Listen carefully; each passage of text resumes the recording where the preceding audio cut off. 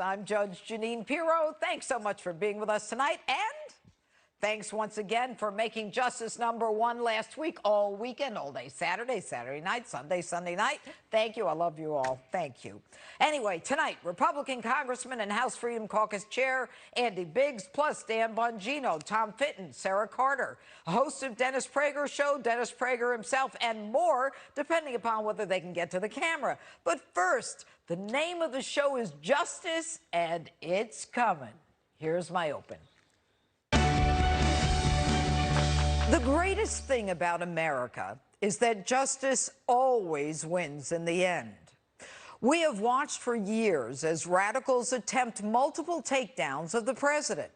Each takedown was part of their political agenda, not an agenda of truth and justice. But make no mistake, justice always prevails.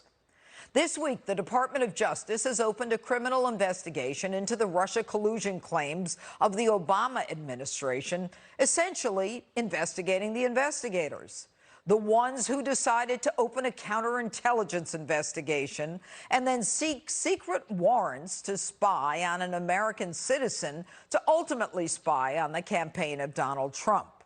You know the story. But this criminal investigation is different from the IG report, which we expect to finally see with, quote, few redactions. Although the IG's report may indeed provide a blueprint of what was done, there is no official consequence to the report. John Durham, the United States Attorney in Connecticut running the investigation of Obama and now Trump. He's not a politician. It's not in his blood. He's a truth seeker, pure and simple, with an expertise in intelligence investigations. He is the ultimate lawman, prosecuting without fear or favor.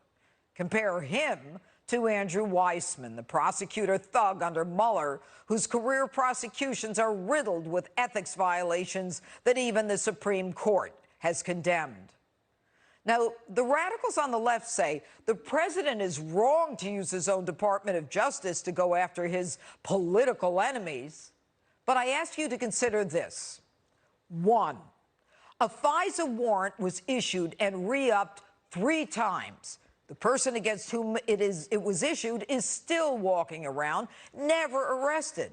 So if there was nothing there, why did the FBI and the Department of Justice choose Carter Page to go after an innocent person and then re-up that same warrant 3 times, which requires by law additional evidence? Obviously, there was no additional evidence. Number 2. The Mueller investigation, completely staffed by the most biased, Trump-hating ideologues out there with enormous money and power, went on for 2.5 years, involving the FBI, the CIA, the DOJ, the DNI, and the Obama White House in an effort to convict the President of the United States of collusion. They came up with nothing. And let me tell you, let me remind you, they lied to us for years about how our president was a Russian asset and that they had evidence, when it was just the opposite. Cash from Russia was running to the Clintons. Secrets from America were running from Obama to Putin. Missile defense systems disabled so Russia could attack Ukraine. John Brennan, James Comey, James Clapper, all of them worked hard to promote the alleged treasonous, poisonous alliance between Trump and Putin.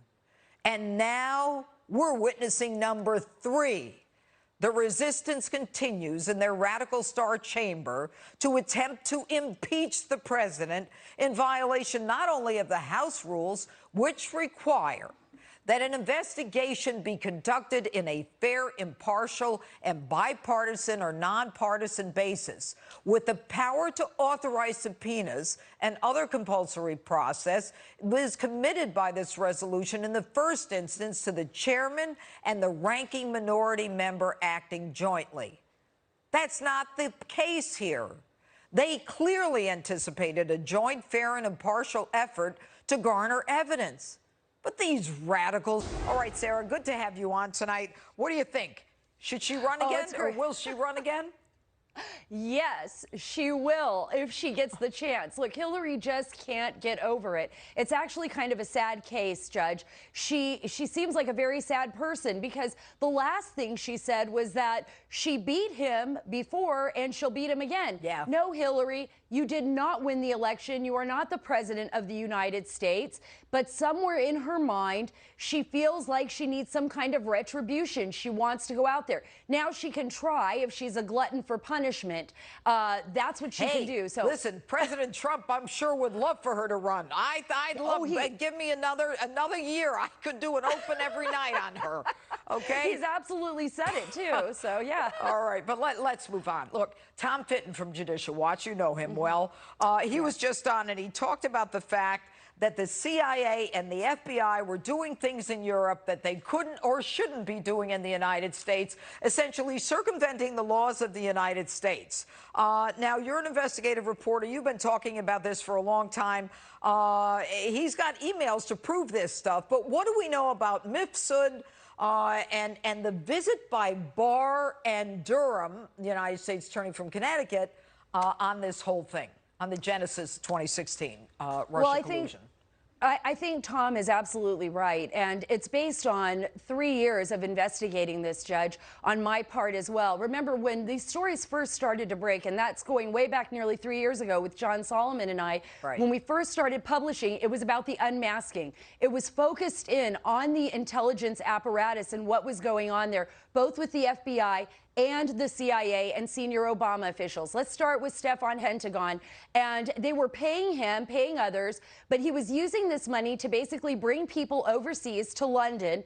And one of those people was George Papadopoulos. He lures him over to London, asks him to write a report, pays him $3,000, tells him to spend the week there and kind of befriends him. He does the same thing with Carter Page in a different way, where Carter Page actually gets an invitation to come to one of his seminars. Now, we both know that Carter Page and George Papadopoulos were semi-advisors, unpaid, for the Trump campaign at the time. Okay. Then you have Joseph Mifsud, who's. Let me just stop you there. So the short version is you got the Pentagon paying some guy who's picking on two people connected to the Trump campaign, bringing them over to the UK, befriending them, and he's making $1 million from the Pentagon. Okay.